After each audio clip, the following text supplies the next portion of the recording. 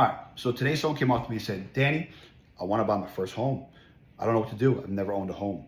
They didn't know their freaking credit score. They didn't know if they would get approved, what they could afford, none of that nonsense. I said, no problem. Sit down, relax. Let me explain to you what's going on. Okay, this is how we start. First, you want to get a pre-approval. Get a pre-approval, you want to go to a lender that's going to do it the right way. Back in the day, and still people do it now, they would ask you, what do you want, $1 million?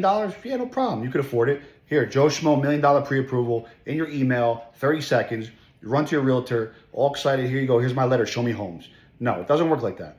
We have to know exactly what you can afford before we waste anybody's time. We have to check your income, your assets, your liabilities, your credit. We do a soft pull on your credit. Okay. Everyone worries, is it going to hurt my credit score? No.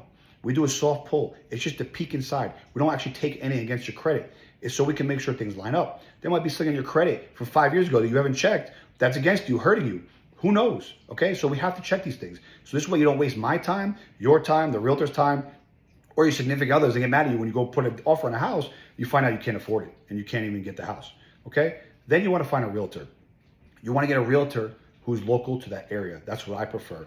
Okay, because to me, for two reasons. One, they have relationships with other realtors in those areas. To me, it makes it easier and a better transaction.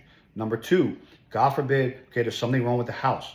There's something with the inspections, whatever it is. To me, when they have a good relationship with each other, I feel like they can pan out these problems easier because they have a relationship with each other and they trust each other and they know they'll do whatever it takes to make the deal go through. Okay. Next, you go into attorney review. Attorney review usually lasts about 3 days. After that, you want to leave your proper deposits, schedule inspections and appraisal. You want to make sure there's nothing wrong with the house, with the inspections, that you're not going to move in and the house is going to fall apart on you the first week, the roof caves in and you're done.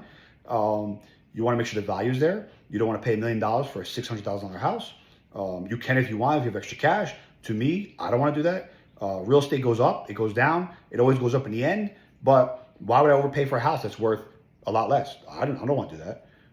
Basically, after that, you get insurance quotes. You check title, make sure the title is clear. There's no liens, no discrepancies. After that, basically, everyone just checks to make sure all those items that we discussed are completed properly and that we're clear to close. And you go to the closing table, you sign away, and you enjoy those payments for the next 30 years of your life. You get your keys, you move in, and that's basically it. And that's it. And if you want a full detailed guide of this, I made a full PDF version of this that I made myself. Go to my link in my bio, click the link, you'll find it there. And let me know if you have any questions. And remember, Danny keeps it real with your deal.